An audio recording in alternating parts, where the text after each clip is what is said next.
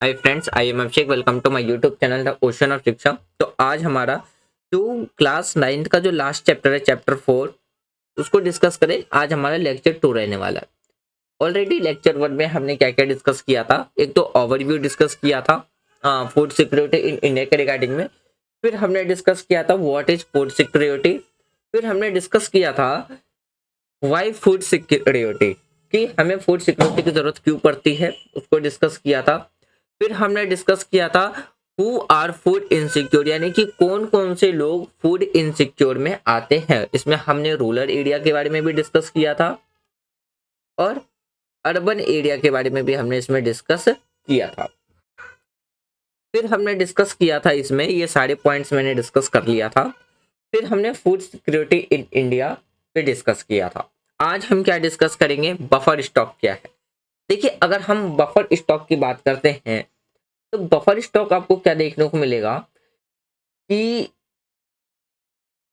हाँ, देखिए, जो फार्मर के द्वारा जो फूड ग्रेन सेल किए जाते हैं, किसके द्वारा, फार्मर के द्वारा जो फूड ग्रेन सेल किए जाते हैं, जैसे कि आपका वीट हो गया, राइस हो गया, ठीक है। तो इस तरीके की जो crops food grains minimum supply price पे जो सेल किए जाते हैं, pre announce priced of the government, और जहाँ पे उस फूड ग्रेन को क्या है, स्टोर करके रखा जाता है। यानी कि जो हमारा फूड ग्रेन स्टोर करके रखा जाता है,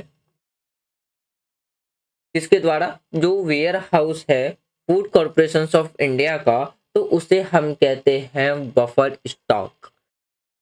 तो उसे हम क्या कहते हैं, बफर स्टॉक। देखिए, यहाँ पे एक आता है एमएसपी, यानी कि minimum support price. Minimum support price का मैं यहाँ पे मीनिंग बता दूं। देखिए, द फार्मर्स आर पेड पर pre announce price for their crops called क्या कहलाता है, ये हमारा मिनिमम सपोर्ट प्राइस कहलाता है। बफर स्टॉक, जो बफर स्टॉक है वो क्रिएट किसके द्वारा किया जाता है, distribute of food grains in the defect areas among the poor sections of the society and price lower than the market price is also known as issue price। अब देखिए, यहाँ पे क्या मतलब है। जब सरकार एमएसपी पे, यानी कि जो फार्मर से जब सरकार क्या करती है, फूड ग्रेन खरीद लेती है, उसे फिर क्या करती है, वेयर हाउस में जो स्टोर करके रखती है। फिर सरकार उसको जो पुअरेस्ट पर्सन है, या जो पुअर ऑफ द जो पुअर सेक्शन है सोसाइटी में, उसको क्या करती है, फूड लो कॉस्ट पे प्रोवाइड कराती है मार्केट के मुकाबले। इन शॉर्ट ये समझिए, जब आप राशन लेने जाते हैं राशन के दुकान पे, जो आपका राशन कार्ड बनता है उसके तहत, तो आप वहां पे देखोगे आपसे जो भी चार्जेस लिए जाते हैं वो बहुत ही ज्यादा क्या होते हैं, कम होते हैं। इसका मेन रीजन क्या है, क्योंकि जो फूड है वो क्या करना है, अफोर्डेबल, एबिलिटी और एक्सेसिबल बनाना होता है। यानी कि जो मैंने आपको शॉर्टकट बताया था, ए का क्यू। तो इस पर्पज से क्या है, सरकार जो राशन दुकान है राशन कार्ड के थ्रू मार्केट प्राइस से बहुत ही कम लेवल पे जो फूड प्राइस, जो फूड है वो पुअर सेक्शंस को प्रोवाइड कराती है। बफर स्टॉक अगर आपसे पूछता है कि बफर स्टॉक क्या है, तो आप बफर स्टॉक में लिख सकते हो, the farmer sell their food grains at minimum supply price pre announce price of the government. This food grain stored in warehouse of food corporation of India, this is called this stock of food grain is called buffer stock. आप ये लिख सकते हो। तो देखिए, अब हम बात करते हैं व्हाट इज पब्लिक डिस्ट्रीब्यूशन, यानी कि पब्लिक डिस्ट्रीब्यूशन क्या है। देखिए, अगर हम पब्लिक डिस्ट्रीब्यूशन की बात करें तो यहाँ पे आपको देखने को मिलेगा, एक है public distribution system food grains, दूसरा आपको देखने को मिलेगा इंटीग्रेटेड चाइल्ड डेवलपमेंट सर्विस और फूड फॉर वर्क। यहाँ पे आपको तीन चीजें देखने को मिलेगी। ये चीज अभी हम डिस्कस करेंगे। पहले ये समझ लीजिए, जो हमारा पीडीएस है, पब्लिक डिस्ट्रीब्यूशन सिस्टम, ये एक ऐसा सिस्टम है जिसमें ये जो फूड ग्रेन्स है वो प्रोवाइड कराया जाता है किसके द्वारा, फूड यानी कि कॉर्पोरेशन कॉर्पोरेशन ऑफ इंडिया के द्वारा, ऑफ इंडिया के द्वारा। किसको, तो सोसाइटी के अंदर जो पुअर सेक्शन है, यानी कि जो आपको गरीब सेक्शन देखने को मिलेगा उनको, वो भी किस पे, सब्सिडी रेट पे, यानी कि एकदम मिनिमम प्राइस पे। और अगर हम बात करते हैं ये जो फूड डिस्ट्रीब्यूशन सिस्टम है, सॉरी पब्लिक डिस्ट्रीब्यूशन सिस्टम है, ये लॉन्च किया गया था 1992 में, जिसमें कि 1700 क्या है बैकवर्ड जो ब्लॉक्स हैं कंट्री के अंदर उसको कवर किया गया था, यानी कि 1700 जो ब्लॉक बैकवर्ड ब्लॉक्स हैं वहां पे इसको इम्प्लीमेंट किया गया था। तो इसको हम कहते हैं फूड सिक्योरिटी प्रोग्राम। देखिए इसके इम्प्लीमेंटेशंस के बाद इस सिस्टम में बहुत से प्रोग्राम्स क्या हैं आगे लॉन्च हुए, गवर्नमेंट के द्वारा लॉन्च किया गया। जैसे कि बात करते हो कौन सा, एक आपका होता है अंत्योदय योजना, अन्न योजना, अन्न योजना। तो उसके बाद देखो अगर हम बात करते हैं जो इम्प्लीमेंट हुआ था इसके बाद तो गवर्नमेंट ने और भी क्या है योजनाएं साथ साथ में इम्प्लीमेंट किया था, जैसे कि एक तो आपका हो गया अंत्योदय अन्न योजना, जो कि किसके लिए था, पुअरेस्ट पर्सन्स के लिए था, यानी कि जो सोसाइटी में सबसे गरीब लोग थे उसके लिए ये योजना स्टार्ट किया गया था। फिर एक था अन्नपूर्णा योजना, अन्नपूर्णा स्कीम, ये भी किसके लिए लॉन्च किया गया था, जो सोसाइटी के अंदर जो सीनियर सिटीजन थे, ये किया गया था सीनियर सिटीजन के लिए। सीनियर सिटीजन का मतलब है कि जो बुजुर्ग लोग हैं उनके लिए, ठीक है। फिर देखिए ये जो दोनों प्रोग्राम हैं ये लॉन्च किए गए थे कब, 2000 में, सन 2000 में। उसके बाद देखिए फोर्थ एक बेनिफिट जो था वो पब्लिक डिस्ट्रीब्यूशन सिस्टम के द्वारा गवर्नमेंट के द्वारा इंडिया में प्रोवाइड किया जा रहा था 3 टाइप्स ऑफ राशन कार्ड के द्वारा। तो देखिए यहाँ पे जो 3 तरीके के जो राशन कार्ड थे, पहला था जो कि आपका यानी कि अंत्योदय कार्ड्स फॉर जो पुअरेस्ट पीपल के लिए था। मैं यहाँ पे लिख देता हूँ इरेज करके ना, मैं एक बार यहाँ पे लिख देता हूँ, ठीक है। देखिए पहला जो राशन कार्ड जो डिस्ट्रीब्यूटेड किया गया था वो किया गया था आपका अंत्योदय कार्ड, और ये किसके लिए था, ये था आपका पुअरेस्ट पर्सन के लिए, ठीक है।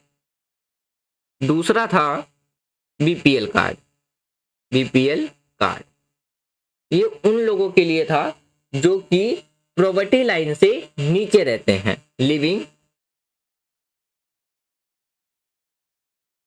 बिलो पॉवर्टी लाइन,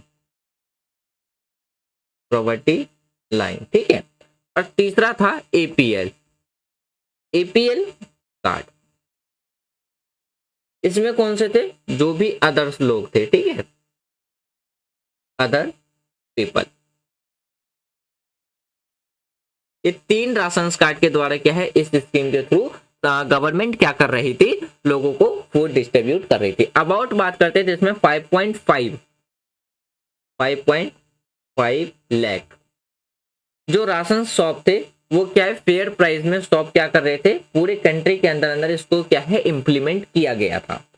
अब बात करते हैं करंट स्टेटस के बारे में, ठीक है। देखिए करंट स्टेटस में अगर हम बात करें, देखिए ये सारी चीजें आपको यहाँ पे मिल जाएगी जो भी मैंने थोड़ी देर पहले भी आपको समझाया है। तो देखिए अब बात करते हैं जो आपको करंट स्टेटस देखने को मिलेगा तो पब्लिक डिस्ट्रीब्यूशन सिस्टम में एट द टाइम बात करें जो इंट्रोड्यूस किया गया था public distribution system, it was for all categories of people, यानी कि वो हर एक कैटेगरीज के पीपल के लिए था। जिसमें हम बात करते हैं जो जिसमें किसी भी तरीके की कोई भी डिस्क्रिमिनेशन नहीं थी, चाहे वो पुअर हो या नॉन पुअर हो। 1992 में गवर्नमेंट ने इंडियन गवर्नमेंट ने या भारत सरकार ने डिसाइड किया कि वो लॉन्च करेगा क्या, आरपीडीएस। आरपीडीएस का मतलब क्या था, यानी कि रेवम्पेड पब्लिक डिस्ट्रीब्यूशन सिस्टम। कब, तो 1992 में। इसका एम क्या था कि 1700 जो ब्लॉक्स थे कंट्री के अंदर में उसको क्या करना था, इस यानी कि 1700 ब्लॉक कंट्री के अंदर जो 1700 ब्लॉक है उसमें स्टार्ट करना था। अगेन दोबारा बात करें तो 1997 में जो पब्लिक डिस्ट्रीब्यूशन सिस्टम था उसको रिवाइज करके क्या कर दिया गया, टीपीडीएस मतलब टारगेटेड पब्लिक डिस्ट्रीब्यूशन सिस्टम कर दिया गया, जिसमें कि सिर्फ और सिर्फ पुअर सेक्शन जो सोसाइटी के अंदर जो पुअर सेक्शन थे उसको टारगेट किया गया था। उसके बाद देखिए अगर हम मेरिट की बात करते हैं, मेरिट डिमेरिट, देखिए मेरिट का मतलब होता है आप यहाँ पे देख सकते हो कि इसी पॉइंट में आपको क्या है मेरिट और डिमेरिट दोनों देखने को मिल जाएगा, लेकिन मैं आपको पॉइंट में एक्सप्लेन कर देता हूँ। देखिए मेरिट की क्या बात, अगर हम मेरिट की बात करते हैं, ठीक है, तो देखिए अगर आप मेरिट की बात करोगे तो मेरिट में क्या क्या देखने को मिलेगा, इसने हेल्प की थी फूड प्राइस स्टेबल, यानी कि कम प्राइस में फूड प्रोवाइड कराने में। It help to prevent large number of hunger and famine by way of supplying food from suppliers region to defected one, यानी कि एक रीजन से अगर बात करते हैं तो जो हंगर को खत्म कम करने के लिए, जो लार्ज नंबर पे जो हंगर से भुखमरी थी उसको खत्म करने में, रोकने में क्या है, इसने काफी ज्यादा हेल्प प्रोवाइड कराई थी। पब्लिक डिस्ट्रीब्यूशन सिस्टम की बात करते तो ये इसमें परचेज किए जाते थे जो फूड ग्रेन्स है, कहाँ से, किससे, तो फूड किसके द्वारा, तो फूड कॉर्पोरेशन ऑफ इंडिया के द्वारा, और क्रेडिट जो जो क्रिएटेड किया गया था बफर स्टॉक को। पुअर सेक्शंस जो सोसाइटी के अंदर थे उनको इजीली वो क्या कर सकते थे, अब फूड को खरीद सकते थे, यानी कि मिनिमम प्राइस पे, फेयर प्राइस पे। तो इसमें फूड की जो प्राइसेस थी वो काफी ज्यादा क्या रखती थी, कम कर दिया गया था। ठीक है, ये इसकी क्या है मेरिट्स आपको देखने को मिलेगा। अब हम अगर डीमेरिट्स की बात करते हैं तो देखिए यहाँ पे आपको डिमेरिट्स, इन्हीं पॉइंट्स में आपको डिमेरिट्स भी मिल जाएगा। मैंने यहाँ पे पैराग्राफ फॉर्म में दिया, लेकिन मैं आपको जो बता रहा हूँ पॉइंट ऑफ व्यू से भी आप लिख सकते हैं। इस सिस्टम के अंदर बात करें, जो फूड ग्रेन जो थे बफर स्टॉक के अंदर वो जो स्टोर करके रखे जाते थे, तो वो काफी ज्यादा क्या बन जाते थे, यूजफुल बन जाते थे। क्यों? क्योंकि इसमें जो क्वांटिटी थी फूड ग्रेन्स की वो काफी ज्यादा क्या होती थी, ग्रेजुअली डिक्रीज हो जाती थी। या समटाइम्स की बात करते हैं, जो प्रोडक्ट्स थे फूड डिस्ट्रीब्यूशन सिस्टम के अंदर, तो जो माल प्रैक्टिस थे, यानी कि पीडीएस के द्वारा जो डीलर थे वो क्या करते थे, सेल कर देते थे फूड ग्रेन्स को, कहाँ पे, तो open market for getting better margin पे। यानी कि जो जिसके अंदर में जो फूड स्टोर करके रखे जाते थे वो कई बार क्या करते थे, बाहर जा करके ओपन मार्केट में वो बेटर मार्जिन पे, ज्यादा कीमत पे वो क्या कर देते थे, सेल कर देते थे। तो यानी कि एक तरीके से बात करें तो इनडायरेक्ट वे में करप्शन की भी आप बात कर सकते हो। फिर देखो यहाँ पे बात करते हैं जो रोल है इसका कोऑपरेटिव सोसाइटी का, तो इसमें आपको क्या देखने को मिलेगा, तो cooperative opens many fair price of to sell food grains at concessional rate, यानी कि जो कोऑपरेटिव बहुत से क्या है कोऑपरेटिव ओपन्स किए गए थे जो कि फेयर प्राइस पे क्या करते थे, फूड ग्रेन्स को सेल करते थे। Academy academy of development science एक ऑर्गेनाइजेशन जहाँ पे training and capacity building programmes launch किए गए थे, किसके लिए, फूड सिक्योरिटी फॉर एनजीओ। कहाँ पे, तो ये आपको महाराष्ट्र में देखने को मिलेगा। और इसकी जो फैसिलिटीज की बात करते हैं, जो नेटवर्क है ऑफ जो एनजीओ का, वो क्या है, the setting of bank of grains, और इट सक्सेसफुली क्या है, फूड सिक्योरिटी इन्वेंशन। ये काफी ज्यादा क्या है, एक फूड सिक्योरिटी इन्वेंशन देखने को। या आप जैसे कि बात कर लेते हो, जैसे भी मैंने बताया, academy of development science ADS आपको महाराष्ट्र में देखने को मिलेगा, मदर डेयरी आपको दिल्ली में देखने को मिलेगा, अमूल जो कि गुजरात से है। तो ये सारे क्या है, एक कोऑपरेटिव फूड सोसाइटी के अंदर में आते हैं। फिर देखिए अगर बात करें किसके बारे में, तो तमिलनाडु में 94% जो फेयर प्राइस शॉप है वो आज के टाइम पे क्या है, कोऑपरेटिव सोसाइटी के द्वारा चलाए जा रहे हैं। मदर डेयरी की बात करते हैं जो कि एक सक्सेसफुल स्टोरी है कोऑपरेटिव का, जो कि मिल्क एंड वेजिटेबल आपको दिल्ली में सेल करते हुए नजर आएंगे।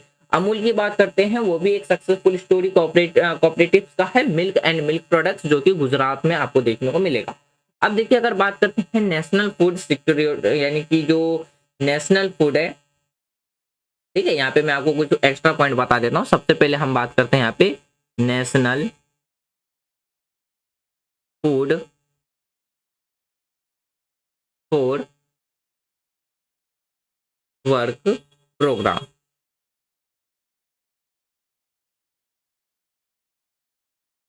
ठीक है, देखिए इस प्रोग्राम के अंदर बात करें, स्टार्ट किया गया था 14 नवंबर 2004 में, जिसमें कि 150 मोस्ट बैकवर्ड डिस्ट्रिक्ट इसमें शामिल किए गए थे। यानी कि कितने में, 150 मोस्ट बैकवर्ड डिस्ट्रिक्ट के अंदर। ठीक है,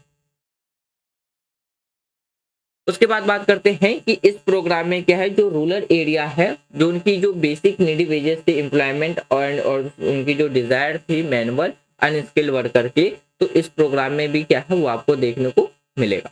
इस प्रोग्राम की एम की बात करते हैं, तो इंटेंसिफाई करना था जनरेशन टू सप्लाईमेंट वेजेस एम्प्लॉयमेंट, जिसमें बात करें 100% सेंट्रली स्पॉन्सर्ड स्कीम था ये। और जो फूड ग्रेन थे वो प्रोवाइड करने थे स्टेट, यानी कि स्टेट्स फ्री ऑफ कॉस्ट, यानी कि स्टेट के अंदर जो फूड ग्रेन था उसको क्या है इसमें फ्री प्रोवाइड कराना था।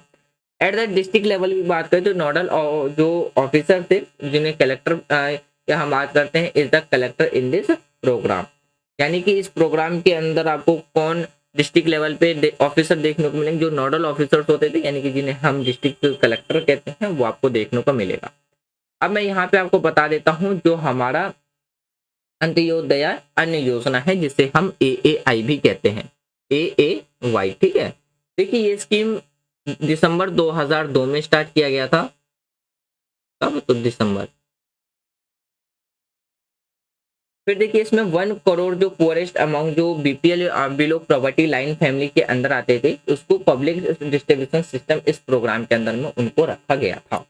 इस प्रोग्राम की बात करते हैं तो पुअरेस्ट पीपल आइडेंटिफाई करना था जो इस सर्वे के द्वारा जो BPL के नीचे आते थे, और 2 करोड़ फैमिली इसमें क्या है कवर किया गया था, और 50 लाख बात करते हैं इसमें इंक्रीमेंट दी गई थी यानी कि जून 2003 और अगस्त 2004 में।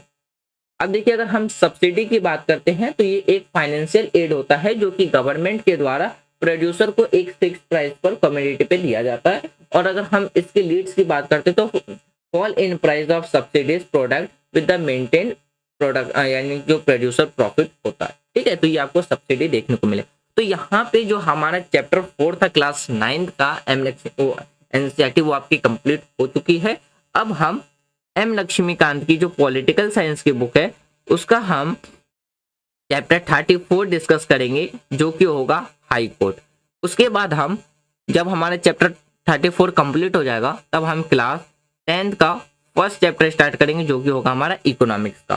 क्लास 6 से लेकर के क्लास 12 तक की जो NCERT है पॉलिटिकल साइंस की वो आपकी कंप्लीट की जा चुकी है, प्लेलिस्ट पे अपलोडेड है, प्लेलिस्ट में जाकर के वीडियो को एक्सेस कर सकते हो। उसके बाद 27 year UPSC prelims questions paper हम वीकेंड में डिस्कस करते हैं, जिसमें से हमने हिस्ट्री कंप्लीट कर लिया है। अभी हमारा पॉलिटिकल साइंस चल रहा है, पॉलिटिकल साइंस में भी हमारा तीसरा सीरीज चल रहा है। कौन सा? तो यानी कि एडमिनिस्ट्रेशन इंडिया एंड वर्ल्ड का, तो आप उसको भी जाकर के देख सकते हो। वीडियो के रिगार्डिंग में आपको कोई भी सजेशन देना हो तो कमेंट बॉक्स ओपन है, आप कमेंट बॉक्स में दे सकते हो। Thanks for watching friend, take care, जय हिंद।